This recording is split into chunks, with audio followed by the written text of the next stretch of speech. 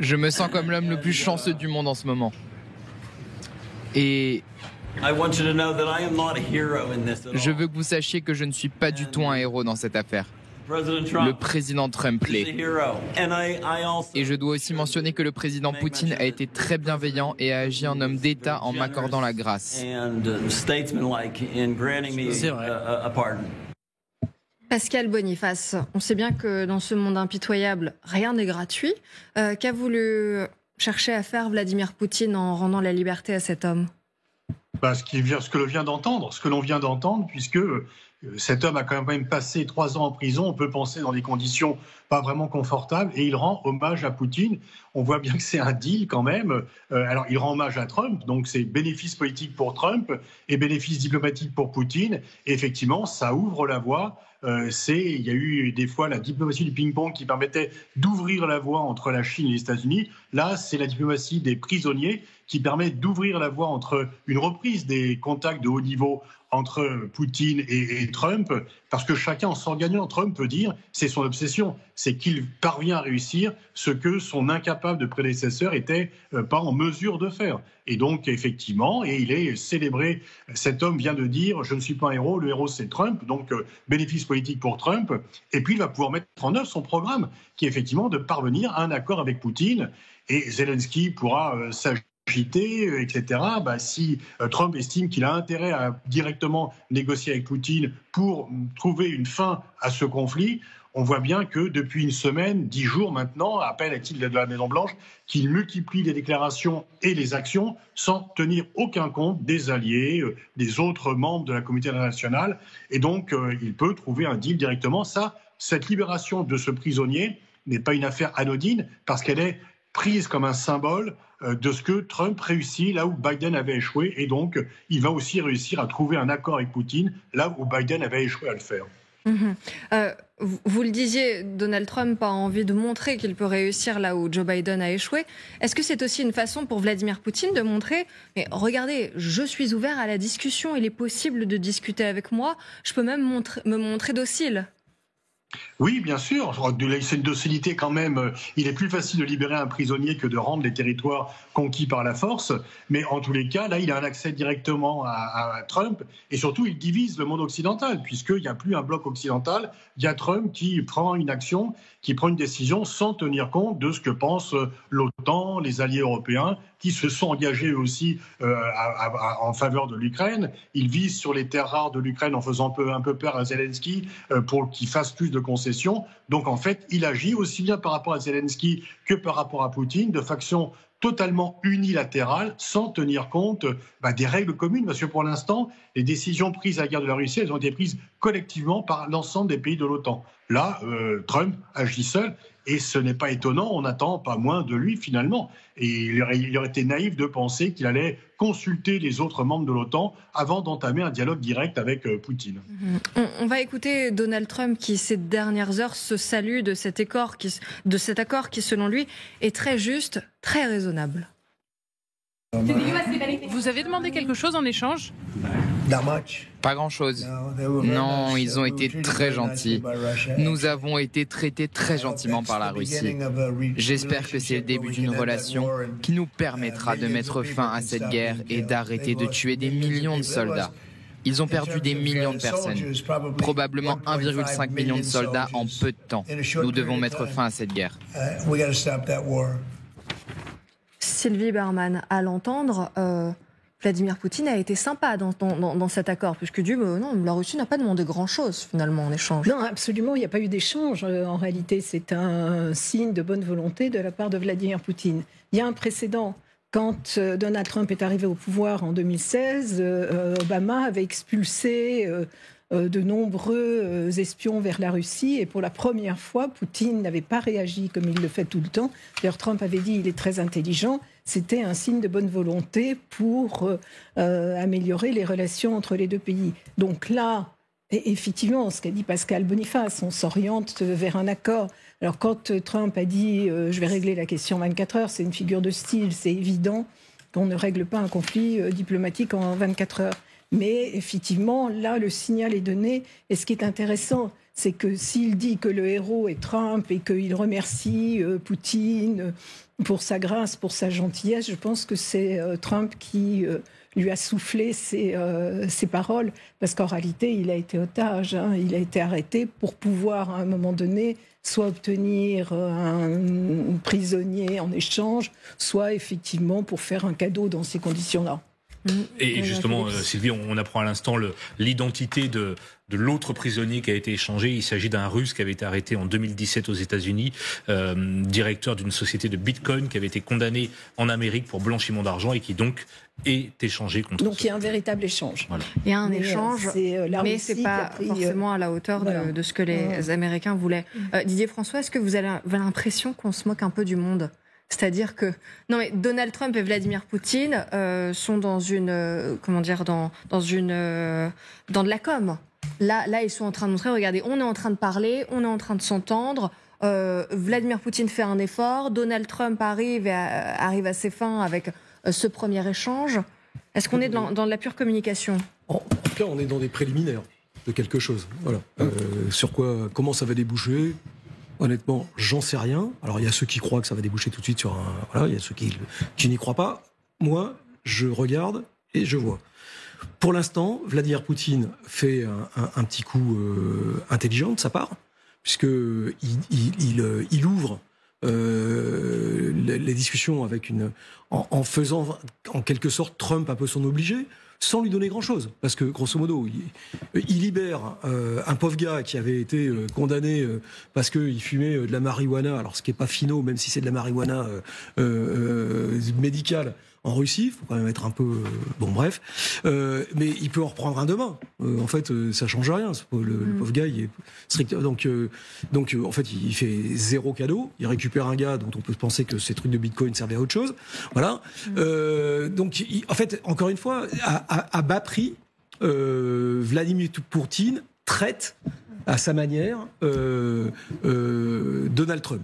Voilà, donc c'est ça qu'on est en train de voir. On est en train de voir les premières ébauches de quelque chose. Et puisque par ailleurs, ce qui est intéressant quand même, c'est que à côté de ces ébauches, il y a deux choses qui sont claires. Une déclaration de Peskov, quand même, le porte-parole du Kremlin, qui dit cette affaire-là n'a rien à voir avec les négociations, et les négociations, ils ne veulent pas les ouvrir pour l'instant. Donc attention, les Russes sont de redoutables bretteurs quand ils rentrent dans ce genre de choses, alors qu'on voit que finalement... Un des défauts de l'administration Trump qui arrive, c'est que justement, elle ne s'appuie pas sur ses administrations, ni sur ses diplomates, ni sur ses services pour négocier ce genre de choses, mais il passe par des intermédiaires dont on ne connaît pas bien. Il va en être question avec Jade Partouche. Voilà. Donc, oui, mais justement, elle va venir nous éclairer sur cette question. Alors, juste une question avec Pascal Boniface, parce que je voulais réagir à ce que vous disiez justement sur ces prémices de négociation. Pascal Boniface, est-ce qu'on a là deux rivaux qui sont en train de se jauger un peu comme avant un combat de boxe ? Ils ne sont pas rivaux là-dessus, ils sont plutôt complices. Ils ont plutôt des intérêts communs. C'est d'arriver à la fin de la guerre dont Poutine a besoin et dont Trump a aussi besoin parce qu'il l'a promis. Et puis, il y a toujours ce rêve d'un prix Nobel de la paix.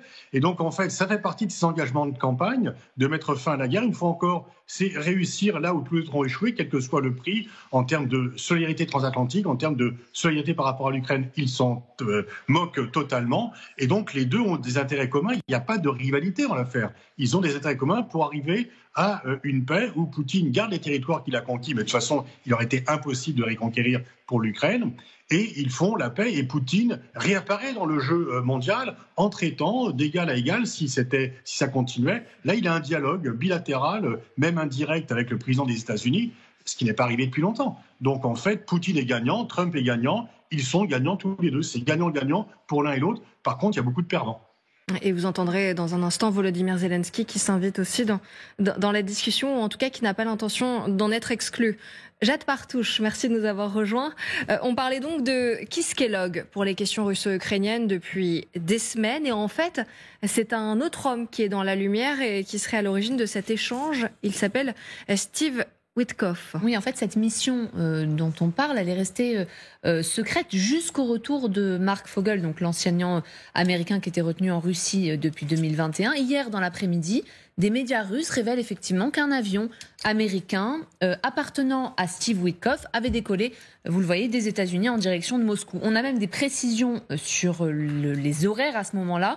L'avion a décollé de Washington vers 1h45 heure de Moscou et a atterri à Vnukovo, un aéroport moscovite, vers 10h20 heure de local. L'appareil, heure de Moscou, pardon. L'appareil a ensuite, vous le voyez, redécollé vers 20h30 heure locale. L'avion est donc resté 10 heures sur le territoire russe. La question qui nous brûle les lèvres, est-ce que l'homme envoyé par Donald Trump, à savoir donc Steve Witkoff, a rencontré Vladimir Poutine? Le Kremlin est très clair par la voix de son porte-parole Dmitry Peskov. Il n'y a aucune information, nous ne prévoyons aucun contact. Autrement dit, les deux hommes ne se sont pas vus. Toujours est-il que cela nourrit les rumeurs effectivement de discussions secrètes entre Vladimir Poutine et Donald Trump. Pourquoi d'ailleurs avoir caché l'identité de l'homme envoyé en Russie pour récupérer Mark Fogel? On avait des doutes sur Steve Witkoff parce que les médias russes ont mis son nom sur la table et parce que l'avion identifié appartient à Steve Witkoff. Mais Donald Trump s'est affiché avec lui qu'à son retour, qu'au moment où l'avion s'est posé à Washington, c'est celui qu'on voit avec le manteau beige, qui s'affiche même fièrement avec lui parce qu'il s'est pris en photo avec Mark Fogel à la sortie de l'avion. Mais avant cela, donc c'est l'homme à gauche de Mark Fogel, avant cela, la Maison-Blanche n'avait absolument pas précisé qu'il s'agissait de cet homme, donc de Steve Witkoff, chargé d'aller récupérer Mark Fogel en Russie. Mais alors, vous vous êtes renseigné sur le personnage. Qui est-il ? Alors, lui, c'est initialement l'homme qui a été choisi par Donald Trump pour s'emparer du dossier Proche-Orient. C'est l'équivalent, en fait, d'un Kiss Kellogg, donc l'émissaire chargé de régler la question russo-ukrainienne. Donc, on aurait pu s'attendre légitimement à ce que ce soit Kiss Kellogg qui soit envoyé en Russie, pas Steve Witkoff. Ce n'est pas son sujet. Il a été choisi, lui, en novembre dernier par Donald Trump pour s'occuper donc du Moyen-Orient. Il le décrivait à ce moment-là comme un leader extrêmement respecté du monde des affaires qui a rendu chaque projet dans lequel il a été impliqué plus fort et plus prospère. Il sera, dit-il, une voix implacable pour la paix. Bien, Steve Witkoff a tenu toutes ses promesses puisque c'est lui qui arrache, en janvier dernier, juste avant l'investiture de Donald Trump, c'est lui qui arrache l'accord de paix entre le cessez-le-feu entre le Hamas et Israël. Qui est cet homme qui a, vous le voyez, j'ai repris ce titre parce que c'est intéressant, qui a plus influencé Netanyahou en une seule rencontre que Joe Biden en 12 mois, parce que c'est vrai que quand on regarde le CV de cet homme, on se demande pourquoi Donald Trump a pu le choisir. Son profil n'est pas celui d'un diplomate qui manie les relations internationales. Il est né dans le Bronx, diplômé de droit, avocat, et c'est comme ça qu'il a rencontré Donald Trump au milieu des années 80. Très vite, il abandonne le droit pour se consacrer à l'immobilier, et c'est comme ça qu'il a fait toute sa fortune, estimée aujourd'hui à plus d'1 milliard d'euros. Ce n'est pas un diplomate, il ne parle pas comme un diplomate, il ne s'intéresse pas aux manières diplomatiques et au protocole diplomatique. Dixit, un haut diplomate israélien. Mais son amitié avec Donald Trump, elle dure depuis plus de 40 ans. Et cette amitié, Kiss Kellogg, le lapsus. Witkoff, merci, ne s'en cache absolument pas. Regardez ce qu'il déclarait lors de la convention républicaine en août dernier. Le président Trump est l'homme le plus gentil et le plus compatissant que j'ai jamais rencontré dans ma vie. Fidèle donc à sa tradition, Donald Trump a nommé un proche parmi les proches donc, au gouvernement. Il n'a pas choisi pour son expérience, mais pour sa méthode inhabituellement agressive avec lui. Pas de diplomatie, pas de langue de bois. La conversation a été extrêmement brutale. Je cite un haut diplomate israélien au moment justement où l'accord a été arraché en janvier dernier. Aujourd'hui, donc, il refait parler de lui. On parle d'un effet Trump potentiel sur les conflits. On peut quand même parler avec certitude d'un effet Witkoff aujourd'hui. Merci beaucoup, Jade. On comprend votre lapsus entre Witkoff et Kellogg parce que c'est vrai, Magali Barthès, pardon. Magali, oui, voilà, les gens savent qu'on est intime en dehors. Magali, c'est vrai qu'on ne parlait que de Kiss Kellogg ces dernières semaines. Et donc, on a été assez surpris en entendant le nom de ce monsieur. Oui, mais alors, Steve Witkoff, il est pas si inconnu que ça, extrêmement important dans la galaxie Trump parce qu'en effet, il a arraché cet accord qui n'arrivait pas à déboucher. Il a mis toute la pression de Donald Trump en allant voir Netanyahou un week-end, en plein Shabbat, en lui disant non, mais là, il faut vraiment. On aboutit maintenant parce qu'il y avait l'investiture quelques jours plus tard. Il faut bien voir qu'en effet, à la convention républicaine, c'est lui qui présente Donald Trump à l'assistance, que le jour de l'investiture, c'est lui aussi qui est porté au nu par Donald Trump dans cette salle où les Trumpistes se sont rassemblés. Donc c'est quelqu'un maintenant qui compte énormément et qui a fait ses preuves sur le dossier du Proche-Orient. Et puis comme Trump a l'habitude de le faire, vous savez, il aime nommer plusieurs personnes pour faire la même chose. Et puis après, avoir celui qui se débrouille le mieux et qui arrive le plus à obtenir des résultats. C'est pour ça que il y a Keith Kellogg, il a aussi nommé un envoyé spécial pour les otages. C'est pas lui qui est allé chercher ce fameux Américain. Et manifestement, les conversations, les discussions qu'il a pu avoir, notamment déjà avec des proches de Vladimir Poutine, ça c'est des sources que relaie la presse américaine, montrent qu'il est déjà de toute manière dans le deal. Il y a même Hannity, alors c'est un présentateur de Fox News, mais qui dit que hier à Moscou, il a rencontré Poutine. En effet, rien n'est confirmé, tout est extrêmement flou. Il y a juste une chose à noter, le dernier Américain à être venu à Moscou, c'était le patron de la CIA. Et c'était comme ça que ça se dealait. Aujourd'hui, on voit que ce ne sont plus les diplomates, ce ne sont plus les grands patrons des services de renseignement. C'est l'ami de Donald Trump, l'homme de confiance, avec lequel, en effet, il a fait carrière dans l'immobilier à New York, qui est son partenaire de golf, en fait, et qui est là vraiment pour relayer les messages, parce que Trump n'a aucune confiance dans la diplomatie, dans ses services de renseignement, et maintenant compte sur des hommes comme Witkoff pour faire le boulot. Oui. Pascal Boniface, vous êtes toujours avec nous. On voyait la réaction de Dmitri Peskov, c'est Jade Partouche qui nous en parlait. Visiblement, la Russie n'assume pas, puisque le porte-parole du Kremlin a bien dit « Je n'ai aucune information, on ne prévoit pas de contact avec Steve Witkoff ». Que se passe-t-il? Pourquoi est-ce que la Russie n'explique pas clairement, qu'elle voit un Américain proche de Trump? Oui, effectivement. Est-ce que c'est pour garder un peu une sorte de dire qu'ils n'ont pas cédé, que c'est un geste unilatéral de Poutine qui va déclencher une sénilité, qu'ils ne répondent pas à une demande expresse d'un envoyé spécial du président américain qui aurait fait pression sur les Russes? Donc c'est certainement pour dire que c'est une décision purement nationale et purement souveraine de Vladimir Poutine, et que c'est en rien céder aux pressions. Donc Poutine veut montrer qu'il conserve la maîtrise de l'agenda, du calendrier, qu'il n'est pas en position de faiblesse et qu'il ne fait pas des concessions, mais il fait des gestes lui-même unilatéraux qui suscitent un mouvement de sympathie aux États-Unis. Je pense que c'est la seule explication possible, parce que effectivement, c'est un envoyé spécial, c'est pas le secrétaire d'État. Et pour les Russes, il faut préserver les formes. Pascal Boniface, est-ce que pour vous, les événements que l'on vit en ce moment même sont de nature à nous rassurer sur l'avenir? Est-ce qu'on peut se dire que ça y est, on s'approche d'une fin de la guerre, ou en tout cas de début de négociation? En tout cas, c'est ce que souhaite Donald Trump. Alors oui, on peut être rassuré sur le fait que peut-être les combats vont cesser, mais que les conditions de la fin de la guerre ne seront pas agréables pour l'Ukraine, ne sont pas agréables pour les Européens. Donc en fait, il y a à la fois la bonne nouvelle, si la guerre se prend fin, c'est une bonne nouvelle, mais disons que ça augure mal de la gestion des crises à l'avenir par Donald Trump, parce qu'on va le voir ici comme ailleurs, il va agir seul, une fois encore, il va tenir aucun compte des alliés.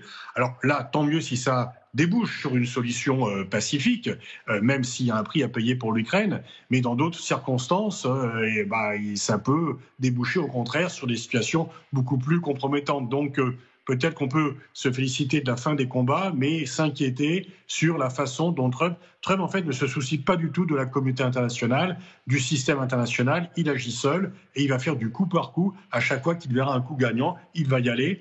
Mais par contre, ça ne fait pas une politique d'ensemble.